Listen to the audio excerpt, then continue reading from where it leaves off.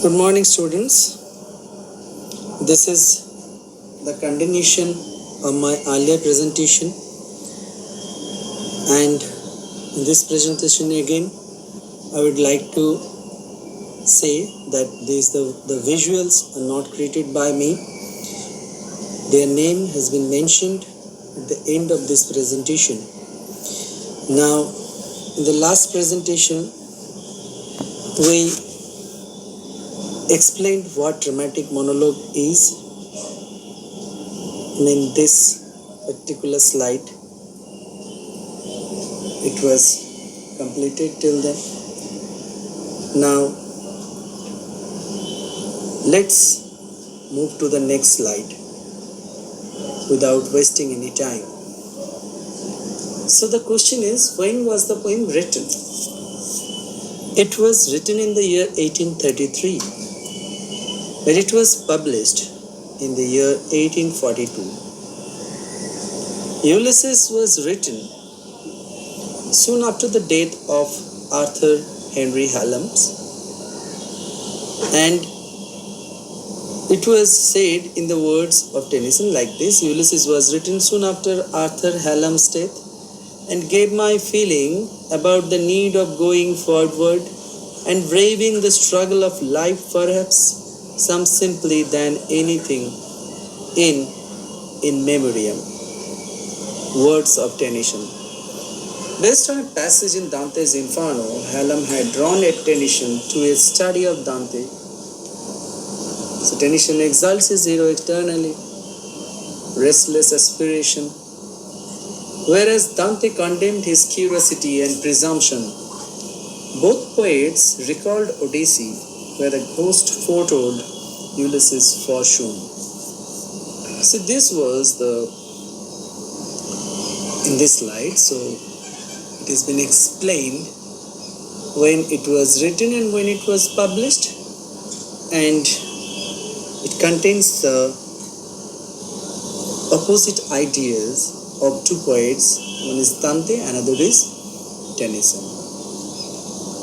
So moving to the next slide, the subjects of the poem. A bored, dissatisfied king who can't stand just sitting around the house with his wife all day. His wife's name is Penelope. Eating, sleeping, and settling disputes every once in a while. He is still in good physical shape, and he can't stand it that he doesn't get to put that body to use. So he still possesses some sort of energy, and he wants to use it in an effective way instead of just sitting idly. A man has traveled too many places, not any places, and fought many wars, not any kind of wars, but now he wants to revive his majestic past by traveling. Ulysses' life was full of struggle. He faced many odds, many challenges. He visited so many cities, so many cultures he has observed, so many people he had met. So he is not that kind of person who would like to spend the rest of the lifetime in his house. Rather, he wants to explore the world. So in the next part, we see a man who strongly senses the urgency that stems largely from his own consciousness of death. He thinks by traveling more, he can somehow forestall death, can make the eternal silence wait just a bit longer for him. Yeah, it is obvious that everybody in this very earth, we will die one day. We do not have immortal life. We need to move on. We have a very limited time spent over here. A very limited lifetime actually. Options. What are the options? How we are going to spend our life? The first option is you spend your life in the pursuit of knowledge. You spend your life by exploring the entire world, and you will realize till the life is very short. Or else you can spend your life in your home living a perfectly happy life, but according to the theory, it's a complete waste of life. When we get this life, we should use it in a positive way. We should not waste it by sitting idly. A retiree whom death isn't just stalking him because that's what death does. It's stalking him because he is old. Death is always stalking us. Every moment you spend over here, we are close to our death. We are close to our annihilation. About death, we can say one thing: we can run, we can hide, but we cannot escape death. Death is like that predator. He is always after you, stalking you, following you wherever you are going. But if you think it will never grab you, then it's wrong. It will grab you.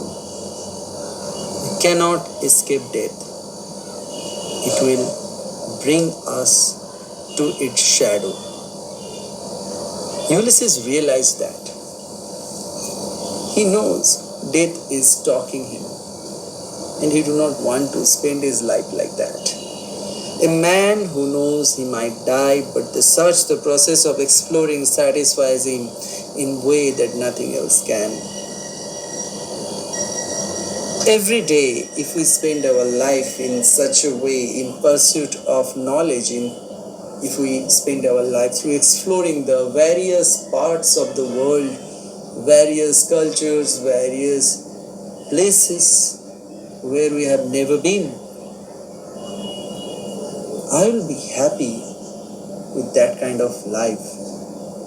Not only me, a lot of people will be very happy to experience the entire world, to taste the world, to see it firsthand, not through the internet, not through the Google map, not through some channels.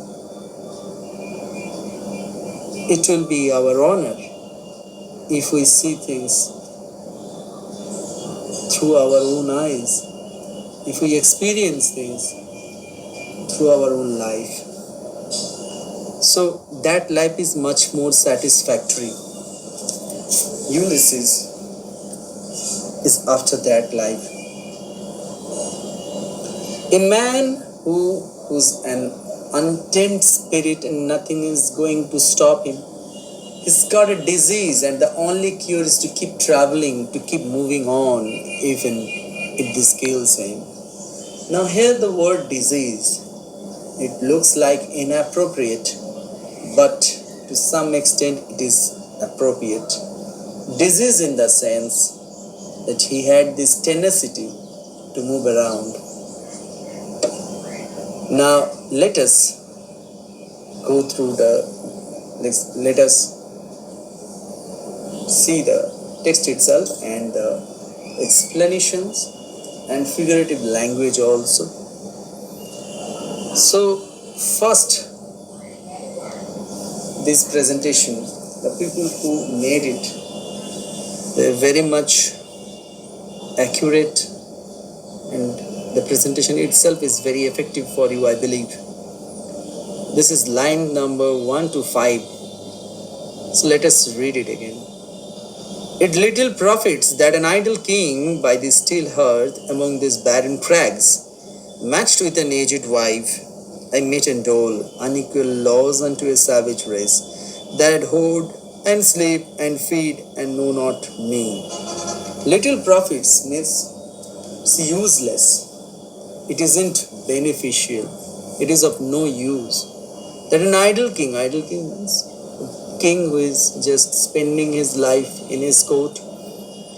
By this still heart among these barren crags means here he is referring to the island itself matched with an aged wife, paired or partnered with an aged wife, and the name of his wife is Penelope. I mate and dole. Here it has been mentioned to allot, measure out. Unequal laws unto a savage race. Unequal laws doesn't mean that the rewards and punishments are unjust or unfair, but rather variable.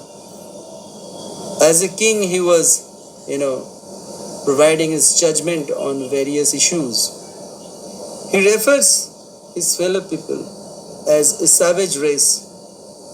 He refers to his subjects as a savage race because they do nothing but eat and sleep, and this makes them more like savages than civilized people. His people used to stay in one place. Actually, not only his people, there are people who would like to spend their life just in their place, having food, enjoying the warmth of their household with their family. According to Ulysses, they are savage. They are not civilized. That hoard and feed and know not me. This is a metaphor. What is a metaphor? It's an implied comparison between two unallied objects. The difference between simile and metaphor, they are like this. She is like a rose, or she is a rose. The first one is an example of simile because it has an explicit comparison between two unallied objects or things. The first one is she, and she is directly or in an explicit manner compared with the rose. But in the second case, she is a rose. This particular is an example of metaphor. She, here again, she is compared with the rose, but in an indirect manner. So here we got this, that hoard, sleep and feed, and know not made. Its subjects are like animals. They don't eat, they feed like pigs. And they hoard too. And if they were getting ready to hibernate. And know not me. They do not know me. Now they do not know me. It can be said in two ways. First, they are not familiar with Ulysses himself, or rather they are not familiar with the mentality of Ulysses.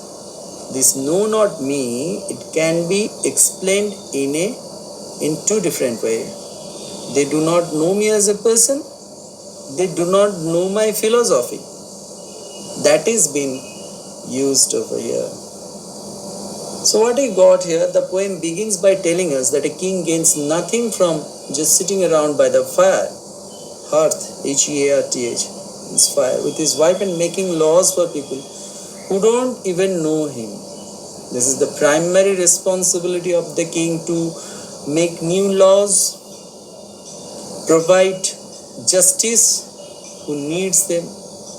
The speaker at first seems to be some kind of observer and impersonal figure who knows a lot about how to be a king. But in line 3 you will learn that the king himself, Ulysses, is speaking. The phrase "it little profits" is another way of saying it is useless or it isn't beneficial. Mate means to allot or measure out, where it refers to the king's allotment of rewards and punishment of his subjects. Unequal doesn't mean that the rewards and punishments are unjust or unfair, but rather variable. Matched doesn't refer to a tennis match or other sporting event. It means something like paired or partnered with. Ulysses' subjects are presented to us as a large group of drones who do nothing but eat and sleep. So in this presentation, I gave you the explanation from line 1 to 5. In the next class, I will provide the next parts. Thank you for watching this. Please like, share and subscribe my channel. I hope it will be useful for you. Thank you again.